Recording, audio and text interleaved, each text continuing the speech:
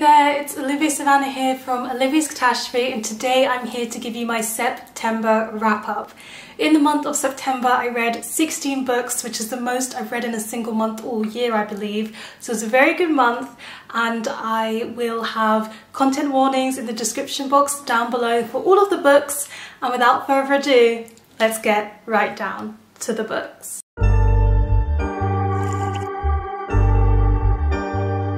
I quite enjoyed starting off my wrap-up with my favourite read of the month, and this is actually also the book that got the most votes in my unread video, TBR, where I let you choose what book I should prioritise and read next, and you all chose The House in the Cerulean Sea by TJ Klune, which is a low fantasy that's a very cozy fantasy. We're set in a world where there are magical creatures, but the magical creatures are discriminated against, and there are these orphanages where magical orphaned children get sent to.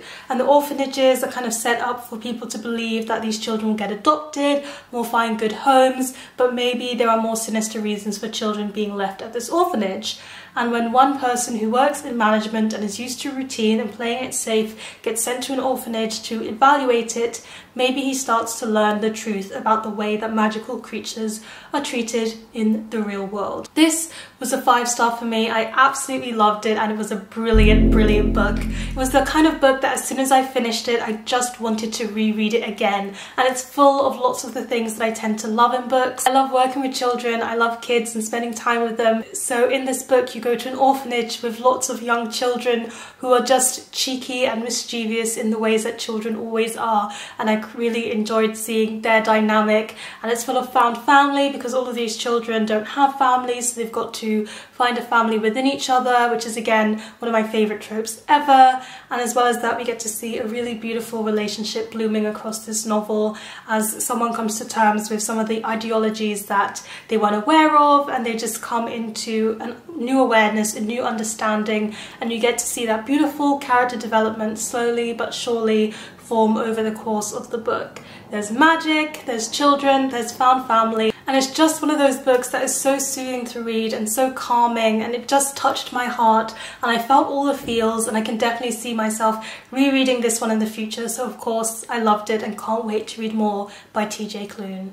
Another popular one that I tried was Beach Read by Emily Henry. I've been meaning to try an Emily Henry book for a very long time, and I actually read the chapter called The Beach while on the beach in Turkey, but I didn't finish it until this month.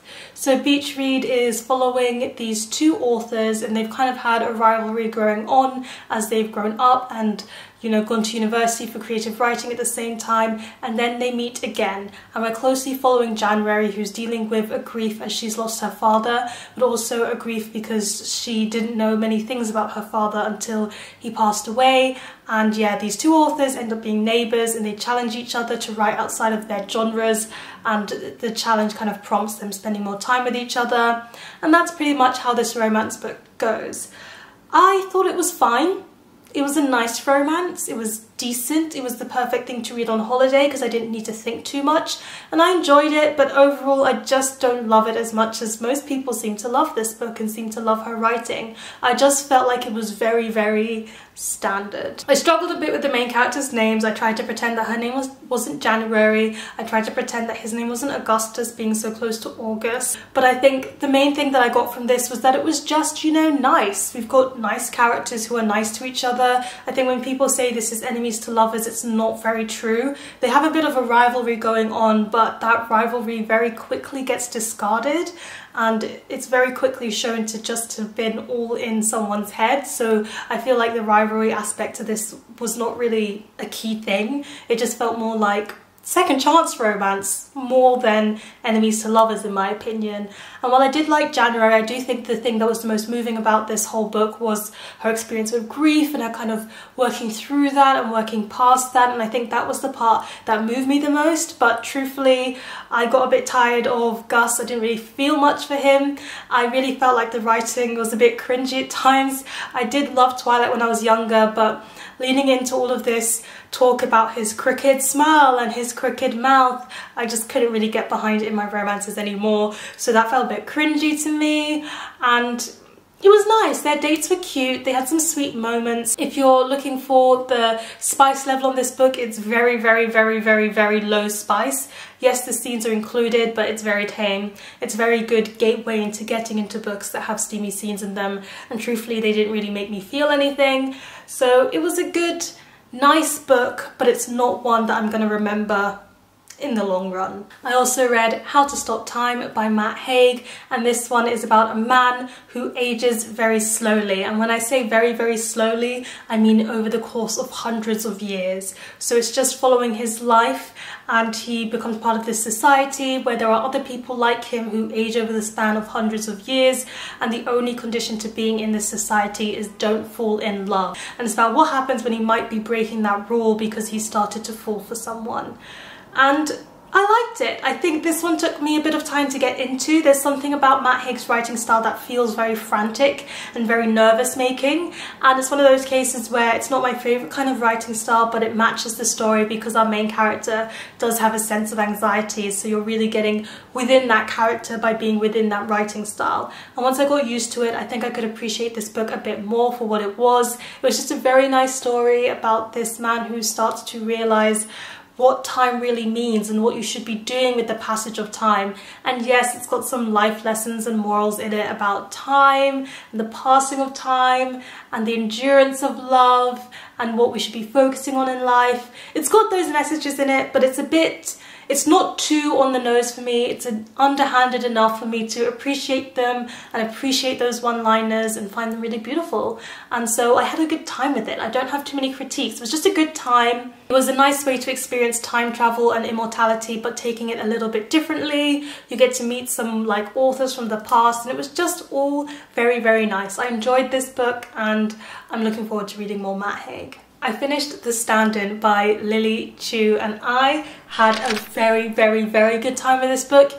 It's one of those books that I just read it at the time when I really, really needed it for some reason. I needed something that was light-hearted, I needed something that was easy to read, and I needed something where I could really relate to the main character, and I think my connection to the main character is what really put this on the next level for me. So we're following this girl who is not happy with her job, her boss is really creepy, and she just needs something new. She's very stuck in a rut. Her mum is going through dementia and she's in a home, and she wants to be able to upgrade the home that her mum is in, but she's broke, so she can't do that.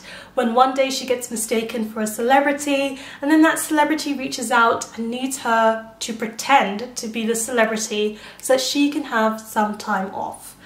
And it was just such a lovely book. I think the stakes weren't too high. It was a very good time. I always like the body switching thing when you like switch into a celebrity's life. I think that's a really fun trope, and I like the way it was done here. The love interest was truly the sweetest and most considerate, and I really liked their dynamic and how they worked together. I like seeing the friendships that were forming through this book. She's quite lonesome in the beginning, but by the end of it she's got a solid group of friends, or a solid friendships in her life, and it was nice to see those forming. I do think the ending was a bit far-fetched a little bit, but you know what, I was having a good time. I didn't mind the ending kind of being a bit of suspending my disbelief to really enjoy it and grasp it.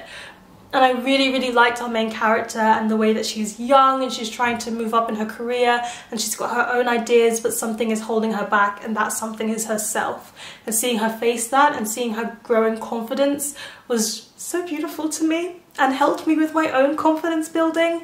So it was just one of these books that I think other people will enjoy it, but it also felt very special to me, and I know that's because I connected to the main character so much. I read The Miniaturist by Jessie Burton, and this is a historical fiction book set in historical Amsterdam. And Nella goes to marry this husband that she hasn't really talked to before, she doesn't really know that much about, and as a gift he gets her a miniature of the house that they're in and all the people that are within the house. But this is a house full of lots and lots of secrets, and she kind of is integrated into into it and then kind of has to deal with this avalanche of secrets that she slowly discovers. And I feel like every single book ever has that synopsis, and oftentimes they fail to serve on the surprise of the secrets, but this one served up some surprises. Sometimes I felt like I knew where things are going, but then it would just hit me with something that was out of the left field, and I absolutely believed everything that happened. It was very plausible, it was very believable, but it did manage to surprise me, and I think not all historical fiction books do that, so I really liked it for that reason. Nella was a very nice main character to follow, and the secondary characters were complex and interesting, and it was nice to learn more and more about them. The miniaturist concept was quite fascinating, and I kind of wanted to know even more about it by the end, which we don't, but I now know that there is a sequel to this book, so I'm looking forward to seeing if the sequel book will have some of the answers that I'm left with. I think the only critique that I have of this book is that I was really looking forward of going into the Netherlands, like going into Dutch historical life, and while it is set in the Netherlands and you do get some of the historical vibes, I really wanted to feel the history of the Netherlands a bit more, and I don't think I quite got that. It was middle grade magic last month, which you might not have been able to tell from the amount of not middle grade books that I read, but for the week where it was middle grade magic, I did read some middle grade books. Again, we have a historical fiction. I read Enola Holmes in the Case of the Missing Marquess by Nancy Springer, and this is the first in a middle grade history fiction series. I rate this one as being for upper middle grade because she's quite mature, but it still does fall into that bridge between middle grade and young adult. Our main character is the niece to Sherlock Holmes and Mycroft Holmes, and when her mother goes missing, they are both sent to look after her, but they don't seem too interested on finding her mother, so she takes it upon herself to do so, but along the way she might stumble across some other mysteries that need to be resolved. And I quite liked that. I wasn't expecting for the other mysteries to come into play so quickly, and it seems like the storyline with the missing mother is going to be an overarching storyline, and then these other mysteries will fall into each space of a book. They're very short, quick reads, and the historical fiction setting is written into the way in which the narrative is told to you, and that bothered me a little bit. I got a bit tired of, you know, one would only do this and one would not speak that way. It wasn't my favourite, but I also know that me as a child would have eaten this book up because I loved historical fiction mysteries and I loved when they were written like this. So I think a lot of children and teenagers are really going to appreciate this book. It was a solid mystery, it was done well, it was nice, it was good, I really enjoyed it, but it's not a series that I'm going to be continuing. I read Jamaica Kincaid last month and I just thought, you know what, I had a good time, let's read some more. And I read Lucy by Jamaica Kincaid.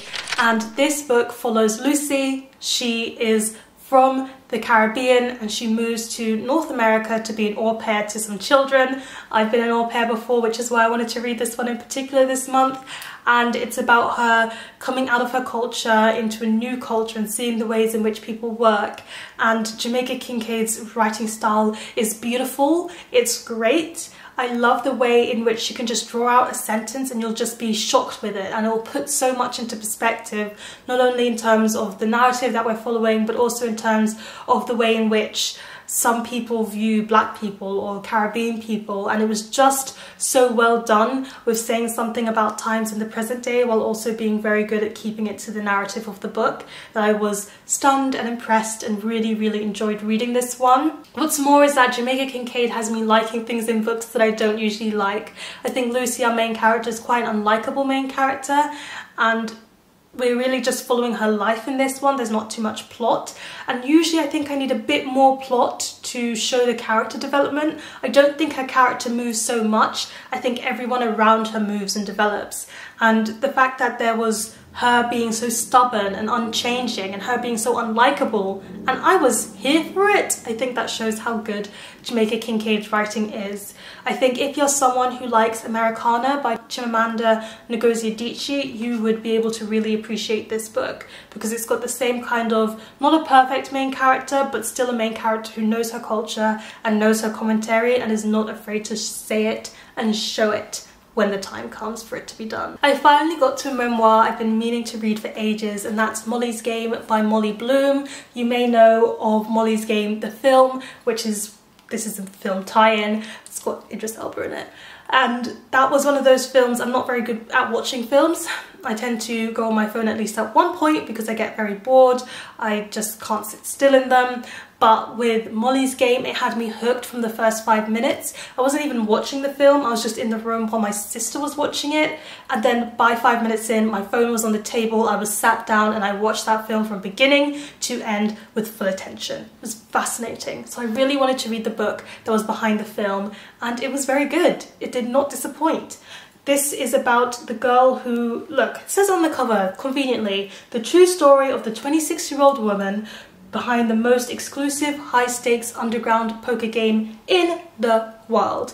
And I'm someone who knows nothing about poker. I don't know the rules, I have never played it, I don't really have much interest in playing it, and yet I could still follow this memoir and understand everything and understand the stakes, and it was very, very well explained so that people who are non-poker players can also follow it too. It was just fascinating to see her get slowly integrated into the world and understand how she got to be running these poker games, and then what she was doing and the lifestyle and how her life completely changed and how she changed. It was just fascinating to me to see it all broken down in this book. I think the only real disappointment is that the film does take liberties. The film really focuses on the lawsuit and the law case, whereas all of that lawsuit is distilled into a 3-page epilogue at the back of the book. And I did want to know more about that and want to hear more of her thoughts on facing those allegations, judging from what we know of her as a person throughout the book.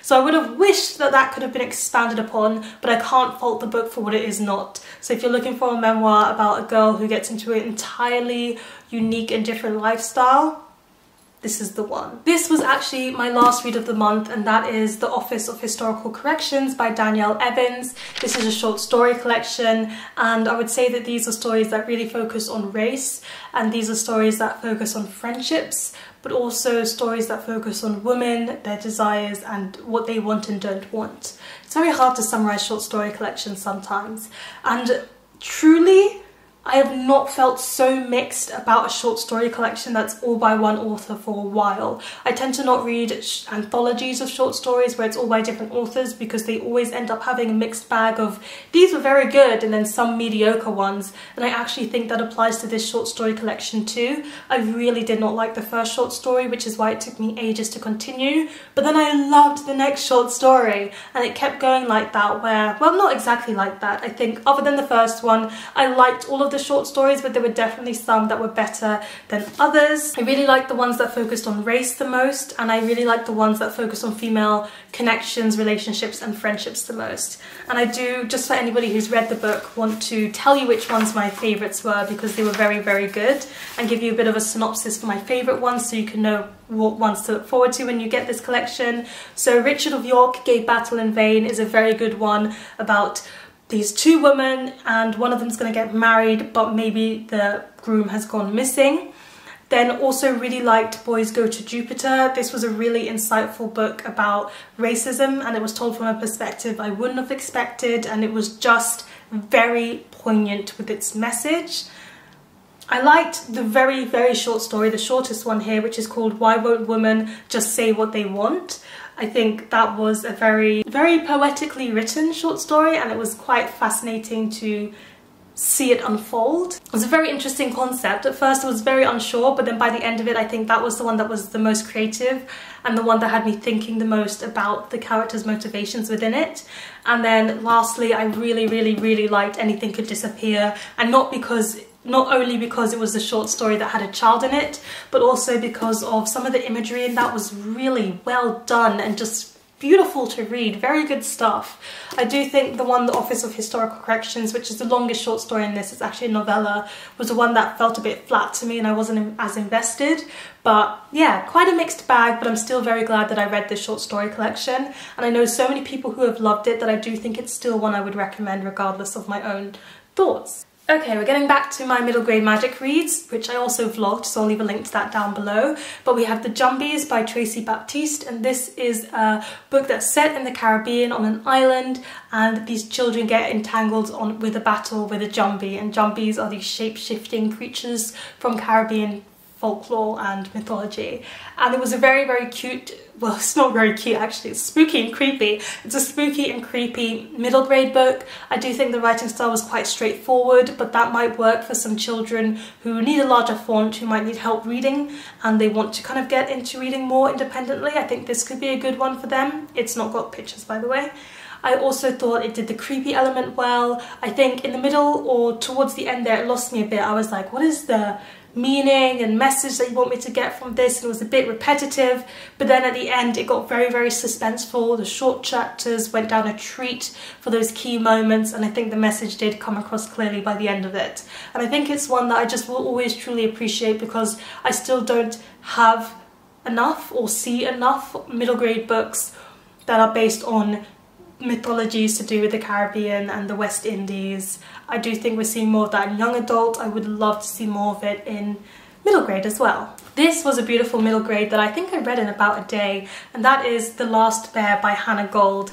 And it's a really lovely middle grade book that's following this girl who goes to Bear Island with her dad, and her dad gets very caught up in the meteorology work that he's doing and kind of ignores her, but they are the only two people on this island until she comes across one last polar bear that is stuck there due to the ice caps having melted, and the bear is just as lonely as her, so she feels a very strong connection to it.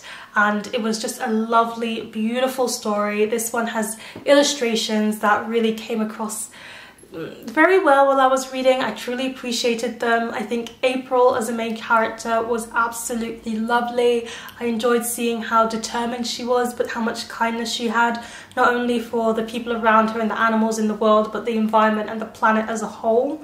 I do think I read a lot of environmental stories where it's focusing on stopping the environmental damage that we're doing and how we can still turn everything around, but I think in terms of middle grade, I've not seen one before where it's acknowledged the fact that we can't stop it. We put this in motion, but we can do what we can to delay.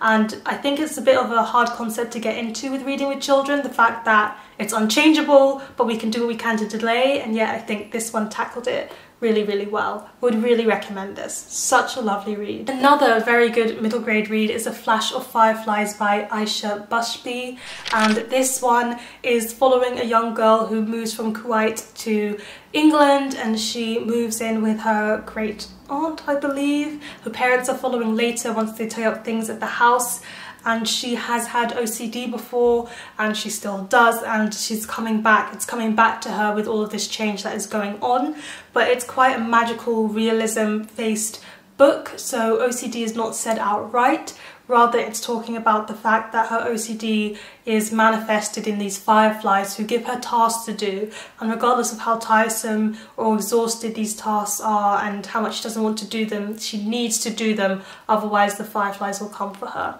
So it went into the magical realism element more than I expected, but I think it was such a lovely way to talk about mental health in a way that children can understand and children can process, and can still bring in some of the more fantastical fairy tale elements to the story. I just think it wove the messages in and the fairy tale fun in a very, very good way, where it gets its message across, it's a good time, but it doesn't get too complicated and a child will be able to understand it as well. It's also essentially a story of a child moving to another country and having to come to terms with that and get resettled and everything. And I think if you've got a child who's going through a moving process, this could again be another good one to read with them or to give to them, because it just felt so beautiful and heartwarming by the end that I felt very, very satisfied, and I'm looking forward to reading more by this author because she certainly knows what she's doing. Just to end off my middle grade reading, I read The Deepest Breath by Grehan, and then I liked it so much I went on to read Baby Teeth by Grehan, so by Meg Grehan actually I should say. So let me start with The Deepest Breath, and this is the middle grade one. We're following this young child who is starting to have these feelings for a girl in her class, but she doesn't quite understand them, so she turns to books and she's looking for something that will help her understand who she is. And this is one where me as an adult reading it, it's not really for me, and I can tell that. It's specifically written for children to read it. It's a novel in verse, by the way, so it's in verse writing. It's a very straightforward storyline and storytelling format, and it's a lovely story. I do think children will appreciate it more because there's quite a lot about sea creatures and her interest in discovering more about the great unknown ocean. And as an adult, I was just like, why is this relevant? I don't really care, but I do think children can be fascinated by those kind of things, so they might enjoy it more. But also there's this beautiful moment with a library and a book and seeing yourself in a book.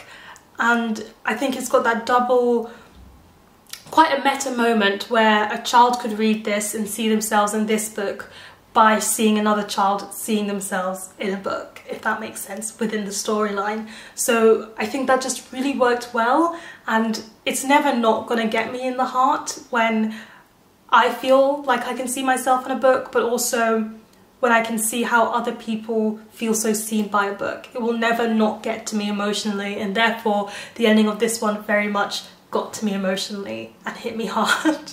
But I was a bit disappointed when I went on to read Baby Teeth, because this is her young adult one. I was expecting a bit more, I was expecting to love it even more, and it's also about one of my favourite things, which is vampires. So it's about this girl who falls in love with another girl, and she is a vampire and the girl is not. But the writing style of this just really didn't work for me. It's the kind of novel in verse where it's all up in the emotions and the abstract, and it leaves you with nothing. It leaves you with a nothingy kind of story. Nothing's clearly clarified or makes sense. There's so much about how these vampires work and what they do that I don't understand, because their mythology and the way they work was just told in such a whimsical, poetic, abstract way, so it didn't make sense to me. I didn't really understand or get a grip on what these vampires were like. I also didn't get a chance to connect to the characters because it was so wishy-washy. It was about their emotions and their love and trying to get over the fact that she's a vampire and the other one's a human, and it just fell very flat. I didn't have enough it didn't have enough meat to the story. It didn't have enough for me to grip onto and really appreciate it. We're getting there. I know I read quite a few books. So up next I read What Happened to You by Dr. Bruce Perry and Oprah Winfrey, and this one was an interesting format of a book because it's been written as interviews between them. So it's been written as a conversation, as if they're in conversation with each other. So you'll hear Oprah Winfrey bring something to the table and Bruce respond to it, or the other way around, or them just fueling a discussion between each other. And it's all about conversations on trauma, resilience and healing, and it especially focused on childhood trauma and the ways in which childhood trauma or trauma at a young age can affect your mental health later, the things that you can do to help with it, the ways in which your brain responds, what could trigger you, all of these things. It discusses so much in this book, and I just felt like I was soaking up knowledge as I was reading, and I'd never given so much thought to how every single little thing you do with a child or a baby can have such a big effect. And of course that can be a bit anxiety inducing if you're planning to be a parent, or if you are a parent, because everything you do is such a big effect. But it was so good to know, and it was such good information, and I just really liked how, while it was discussing such sensitive topics such as childhood trauma and talking about other people's stories per example that they could use in this book, everything was dealt with very respectively and sensitively, and you can tell that these two people are masters of their field. They really know what they're talking about, and it was fascinating to read these discussions. This is also a beautiful book. Under the Dust Jacket, it's lovely. The chapter title pages are lovely. Very good read. And then last but not least, I read Idle Burning by Usami. This is a translated work from Japan, and it sold over 500,000 copies in Japan. This is what the final cover looks like, because this here is a proof copy, and it's about this young girl who is obsessed with a J-pop idol, and when the idol treats a fan badly, his name is smeared and tarnished, and it's about her coming to terms with that and watching her idol's reputation burn. And it's a very short, quick read, and there's just something, this reminded me that I need to read more translated fiction again, because there's just something about the Japanese writing style, or the standard Japanese writing style I should say, because it is a bit of a generalization, that I really like. The way they construct sentences and the syntax of the sentence, there's just something slightly different from the way lots of English-speaking books are narrated, and I just really like it. It was just so easy to read and so nice. I flew through this book. I do think I wished it'd been a bit more intense, a bit more obsession to it, a bit more spiral with the obsession to it, because at the end there, the ending, it was quite symbolic and lovely to read, but it did not hit me as hard as it could have, with it being crazy and intense and obsessive. That's what I would have liked to see, but overall it was still a very good read. It was quick to get through and a nice breeze. Whew, man, that was long. There you have it. Those are all of the books that I read in September. Please let me know in the comment section down below if you've read any of these or what your thoughts were on them, or tell me what your last read was. Give this video a thumbs up if you enjoyed it, hit that subscribe button if you want to see more, and don't forget to hit that notification bell to be updated every time I have a new video on my channel. And you know what they say, onwards and upwards. Excelsior!